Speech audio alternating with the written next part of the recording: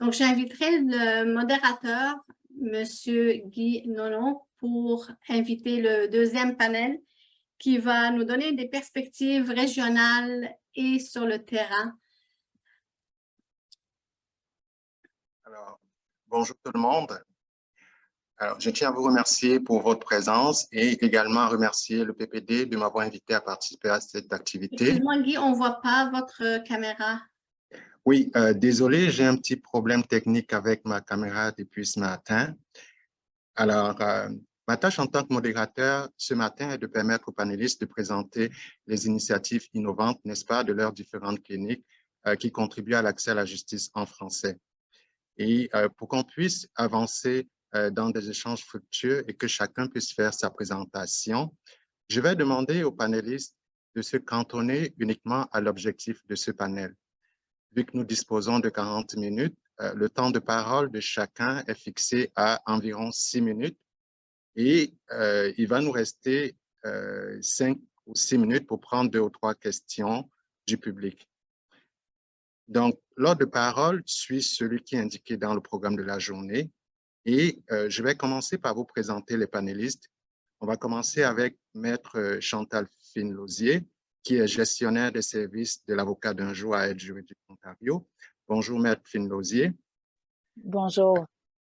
Ensuite, on aura Maître Madeleine Hébert, qui est avocate à la clinique juridique communautaire de Sudbury. Bonjour, Maître. Bonjour. Et par la suite, on aura Monsieur Jérôme Pommier, qui est coordonnateur des services en français à la clinique juridique communautaire de Hamilton. Bonjour. Bonjour. Et enfin, on a Maître Sonia Vuccevic, qui est avocate au service d'aide juridique du Centre francophone du Grand Toronto. Alors, sans plus tarder, je vais laisser la parole à Maître Fine-Lauzier, qui va nous parler de ce qu'Aide juridique Ontario fait de majeur depuis ces dernières années pour accroître l'accès à la justice ou aux services en français. À vous la parole, Maître Fine-Lauzier. Merci. Donc, bonjour tout le monde. Tel qu'indiqué, je suis membre de l'équipe de gestion d'Aide juridique Ontario pour l'Est, dans la région de l'Est. Je suis responsable des bureaux des avocats des services en droit familial et en droit criminel dans la région de Cornwall. Avant d'occuper ce poste, j'ai été superviseur des avocats de service et moi-même avocate de service en droit familial pendant près de 20 ans. Cornwall est une région désignée bilingue et tous les membres de mon équipe sont bilingues. Nous ne sommes pas les seuls. Il y a 26 régions désignées bilingues dans la province. Je parle de la désignation au niveau des palais de justice. Puis plusieurs des employés d'aide juridique peuvent offrir des services à la fois en anglais et en français à travers de l'Ontario. Donc, ce que nous, on fait à Aide juridique Ontario, puis je vais utiliser notre acronyme AJO. Donc, AJO offre toute une gamme de services de services juridiques en passant par des conseils juridiques sommaires jusqu'à la représentation complète. Puis ça, c'est afin de répondre aux besoins juridiques des personnes à faible revenu et des collectivités défavorisées. Donc, les services sont offerts soit directement par des avocats et avocates membres du panel d'AJO ou encore du personnel, de AJO ou encore par des avocats ou avocates du secteur privé qui, eux, sont mandatés par Aide juridique Ontario.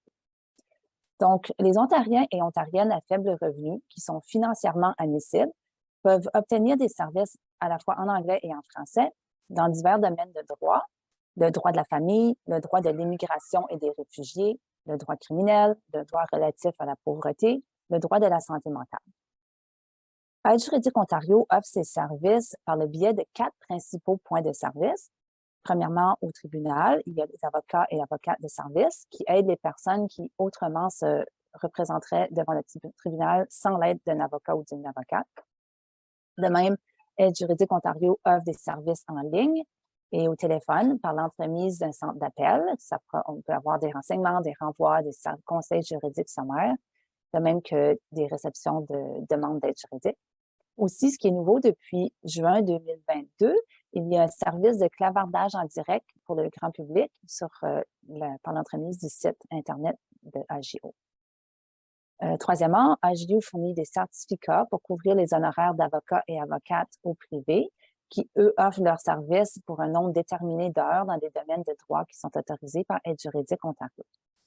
Et finalement, AGIO finance aussi des fournisseurs clés tels que les cliniques juridiques communautaires et des organismes étudiants de services juridiques dans les facultés de droit de l'Ontario. Donc, en ce qui concerne l'engagement face aux services en français, AGIO cherche toujours à ajuster ses services en fonction des besoins des clients et tient à cœur les besoins des francophones. Cet engagement-là s'est ancré dans les pratiques et les stratégies d'AGIO. Et par exemple, cet engagement-là se reflète dans les plans et objectifs opérationnels, dans les plans de performance des employés. Il y a aussi un appui important de l'AGIO à la formation en français et en ce qui a trait au service en français. Plusieurs employés d'AGIO siègent sur de nombreux comités externes à notre organisation, comme par exemple le comité encadreur du plan stratégique pour les services en français du procureur du ministère du procureur général, de même que le comité sur l'accès à la justice en français du procureur général, en plus de divers sous-comités, dont les comités régionaux d'accès à la justice en français. Certains employés siègent aussi sur différents comités de la JEFO, du Barreau de l'Ontario, de l'Association du Barreau de l'Ontario et bien d'autres organismes. AGIO met un emphase sur l'embauche de personnel bilingue et aussi sur l'intégration des services en français dans l'orientation des nouveaux employés. À l'interne, AGIO bénéficie de plusieurs comités aviseurs pour le conseil d'administration. Un de ces comités aviseurs-là porte spécifiquement sur les services en français. Puis, dans les autres comités aviseurs sur divers autres domaines de droit, il y a aussi la participation de professionnels bilingues. AGIO a aussi apporté des changements en fonction des circonstances créées par la pandémie. Certains de ces changements ou ajustements vont être maintenus. À titre d'exemple, on a lancé un service de demande d'aide juridique en ligne. AGIO a aussi autorisé les avocats et avocates à demander l'aide juridique au nom de leur clientèle. Puis, AGIO fournit aussi des soutiens en ligne pour faciliter le travail d'aide juridique des avocats et avocates. On a aussi vécu l'entrée en vigueur de la nouvelle loi de 2020 sur les services d'aide juridique. Puis cette loi stipule maintenant qu'en considérant les besoins en matière de services d'aide juridique des particuliers et des collectivités en Ontario, AGIO doit tenir compte des besoins des particuliers et des collectivités autochtones et francophones. Tenir compte des besoins des collectivités autochtones et des francophones était déjà pris en considération, mais maintenant, dorénavant, c'est ancré dans la loi. Puis avec la nouvelle loi est aussi venue l'élaboration de nouvelles règles. Puis ce processus-là a compris une série de séances de rétroaction de la part de la communauté, des juristes, de diverses associations professionnelles, du personnel d'AGIO, des cliniques juridiques, incluant des séances qui se sont tenues en français. Les politiques, les processus, les formations qui s'en suivent tiennent aussi compte des besoins liés aux services en français. Par exemple, nous avons des listes de lecture pour les avocats inscrits sur les listes qui comprennent des lectures sur les droits et obligations liés aux services en français. Au niveau des innovations, AGIO a créé sur le site Web des pages spéciales qui sont différentes du site principal, dont un de ces exemples-là, c'est ce qu'on appelle l'espace client, qui est un portail pour les clients. C'est offert en français et en anglais. Puis avec un compte, il est possible pour les clients de se connecter et d'utiliser l'espace client pour faire une demande d'aide juridique et aussi de gérer leurs renseignements. Il faut environ 15 minutes pour remplir une demande en ligne. Puis, toutefois, les clients qui le préfèrent peuvent continuer de faire leur demande par téléphone, mais pour ceux qui veulent le faire en ligne, c'est maintenant disponible. AGIO a aussi d'autres outils bilingues pour les avocats et avocates qui sont membres inscrits, dont le portail des avocats, qui comprend beaucoup d'informations, des mises à jour, des ressources sur les divers domaines de droit, de même que la gestion des comptes et des facturations qui se fait par l'entremise de la page Aide juridique en ligne. AGIO a aussi un service de recherche de haute qualité. L'acronyme est LAO Law, qui permet aux avocats et avocates d'accéder à des ressources dans les divers domaines de droit qui sont couverts par Aide juridique Ontario. Aide juridique Ontario veille aussi à utiliser son personnel pour offrir des services en français de qualité. Puis un exemple d'outil, c'est KIM. C'est un acronyme qui est Knowledge Information Management. Donc, c'est un acronyme qui est adapté aux besoins du personnel. Il y a eu beaucoup de changements au cours des 2 dernières années. On continue d'évoluer puis s'adapter à répondre aux besoins de la clientèle. Et là, je vois que mon temps est dépassé. Alors, pour conclure, je vous invite à consulter le site Internet d'Aide juridique Ontario pour en apprendre davantage sur nos stratégies, nos initiatives, nos services ainsi que nos partenariats. Puis évidemment, notre site Internet est bilingue. Merci beaucoup de votre attention. Merci, Maître Fine-Lauzier. Alors, nous allons sans plus tarder passer à Maître Hébert. Alors, Maître Hébert, on sait que la région de Sudbury comprend une importante population francophone. Parlez-nous de vos initiatives dans le nord de l'Ontario et plus particulièrement des services qui sont offerts aux aînés. Oui, merci Guy. Ça me fait plaisir aujourd'hui d'être avec vous là, pour expliquer un peu c'est quoi les efforts qu'on fait à travers le programme d'aide juridique Ontario qui sont les cliniques juridiques communautaires dans le nord de l'Ontario. Nous, notre mandat, c'est de desservir des clients vulnérables et démunis. Et donc, ils ont, en 2018, créé un programme qui s'appelle Soutien juridique Nord aux personnes âgées, qui est un programme qui est en fait régional. Je couvre la région de Muskoka à la baie James, jusqu'à la frontière du Manitoba et la frontière du Québec. Il y a de nombreuses petites communautés francophones. En fait, Hearst a une population au-dessus de 95% de francophones. On a des communautés comme Dubreuilville, Cochrane, Kapuskasing. Ensuite, on a des régions un petit peu plus urbaines, telles que Thunder Bay, Sault-Sainte-Marie, Sudbury et North Bay. Donc, l'approche que je dois prendre pour rejoindre la communauté francophone dans toutes ces régions-là est un peu différente. Mais parce que les personnes vulnérables et démunies ont souvent un pied dans le monde de la justice, mais aussi un pied dans le monde de la santé, on a beaucoup de partenariats avec le domaine de la santé. Donc, ici, dans le nord de l'Ontario, on a une organisation qui s'appelle le Réseau du bien-être francophone du nord de l'Ontario. Et à travers cette organisation, il y a de nombreux partenariats parce que leur rôle, c'est d'assurer l'amélioration des services de la santé en français. Donc, je liaise beaucoup avec eux. À travers eux aussi, je liaise à travers les centres de santé communautaires parce qu'ils ont beaucoup d'activités avec les gens francophones. Je travaille aussi auprès de la FARFO, qui est la Fédération des personnes retraitées et personnes âgées en Ontario. Il y a aussi CLEO, qui est le regroupement d'éducation juridique communautaire. Et finalement aussi, il y a les hôpitaux. Les hôpitaux ont beaucoup de travailleurs sociaux et souvent les gens se retrouvent à l'hôpital parce qu'ils ont une crise quelconque qui est reliée à la justice, qui leur cause des problèmes de santé mentale. Donc ça, c'est un autre lien qu'on a établi.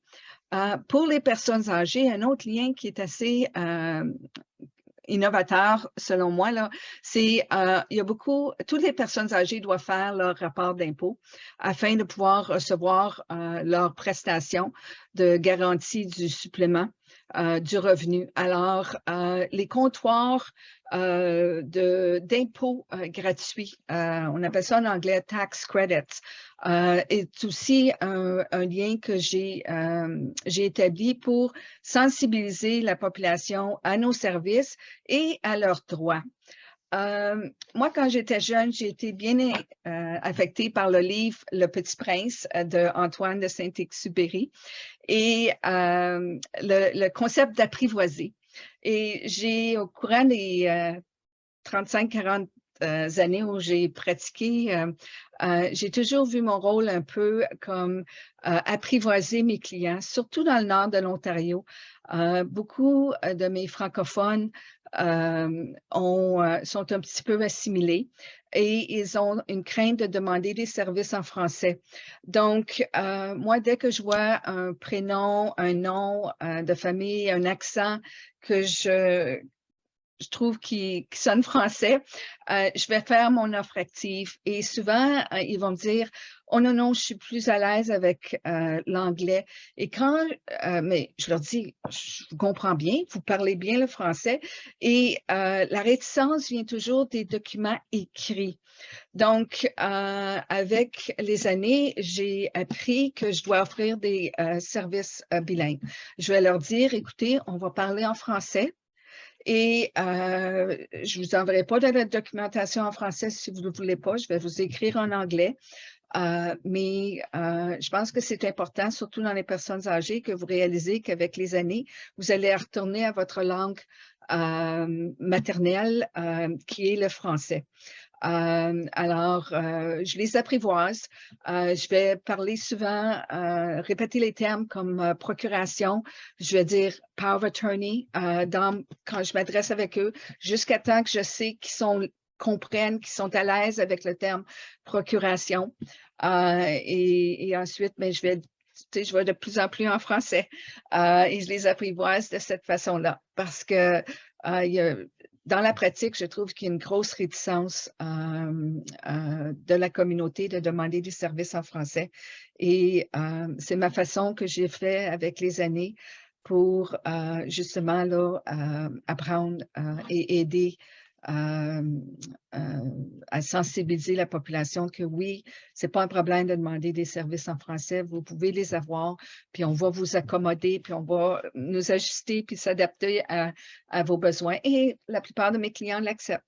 Rarement, ils vont dire non, non, non, je veux juste en anglais. Mais de cette façon-là, je trouve que je fais mon petit effort tous les jours là, pour m'assurer là, que les services en français juridique demeurent. Alors, c'est ce que j'avais à partager aujourd'hui avec vous. Ben, merci, Maître Hébert.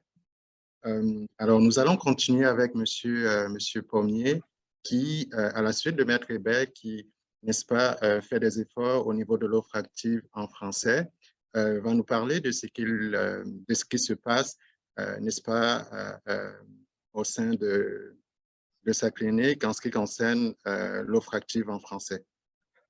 Merci beaucoup. Oui, je vais essayer de vous donner un bref résumé de comment, à la clinique juridique communautaire de Hamilton, on voit l'intégration des services en français dans une clinique qui est bilingue, mais dans un environnement qui est majoritairement anglophone. Donc, comment réussir à faire cela? On s'est vraiment posé la question de, si vous voulez, d'amener au cœur de notre institution, de notre organisation, des francophones, puisqu'on veut une meilleure compréhension des besoins de la communauté francophone. Et donc, le but, c'est qu'on a réussi à intégrer des francophones dans le conseil d'administration de la clinique et d'intégrer aussi dans ce conseil d'administration un sous-comité au service en français. Et ce sous-comité nous permet donc au cœur, non seulement que le coordinateur des services en français, c'est-à-dire moi, donne des comptes de toutes les initiatives, projets des services en français, mais également avoir beaucoup plus d'initiatives au cœur de ce conseil d'administration, puisque ces francophones font partie de la communauté, connaissent les besoins, connaissent les obstacles aussi des francophones et peuvent revenir vers moi pour essayer tout simplement d'avoir des idées en commun. Donc, on a vraiment implémenté au sein de notre conseil d'administration cela, et ça se traduit aussi par, on a eu une vraie réflexion sur l'accès à la justice. Pour nous, l'accès à la justice, c'est plusieurs personnes pensent que l'accès à la justice, c'est la visibilité. On pense que c'est plutôt la visibilité qui permet l'accès à la justice. C'est tout le principe de l'offre active.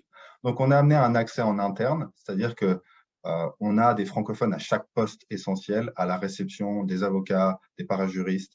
On essaie aussi d'amener beaucoup plus d'initiatives au sein de notre clinique qui va justement amener des cercles de conversation, des formations. On traduit tout.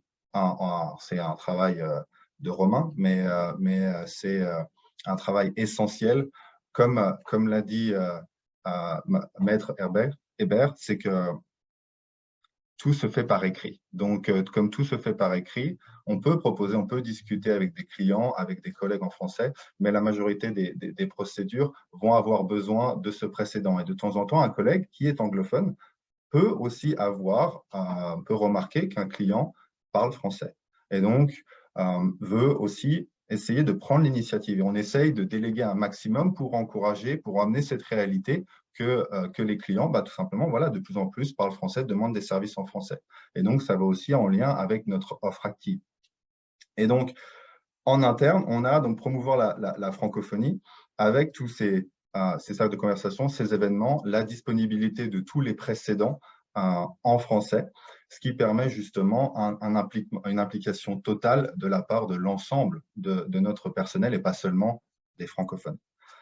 Après, au niveau de l'accès externe, on a naturellement notre site Internet qu'on va partager à la fin de ma petite présentation, qui est totalement bilingue. Nous avons au niveau de l'offre active la volonté de, bien sûr, pas juste au téléphone, mais aussi en personne, d'expliquer que les services en français sont disponibles. Et on a les mêmes techniques d'entendre les accents, regarder aussi les noms pour savoir et juste poser une question supplémentaire pour se poser « Est-ce que vous ne parlez pas français ? Est-ce que vous ne les préférez pas en français ?» Et donc, on essaie d'accommoder au maximum pour justement avoir cela. Mais en termes d'accès externe, on a compris que l'accès à la justice est particulier parce que les gens viennent voir des professionnels, des professionnels du droit seulement s'ils ont des problèmes. Donc, c'est difficile de réussir à amener une portée plus grande que cela. Et donc, on essaie vraiment que la meilleure façon d'amener l'accès à la justice, c'est de sensibiliser sur les droits et les obligations de chacun dans différents domaines. Et donc, du coup, amener cette sensibilisation, cette donnée de l'information, permet que la personne sache qu'il y ait accès à un service si besoin il y ait.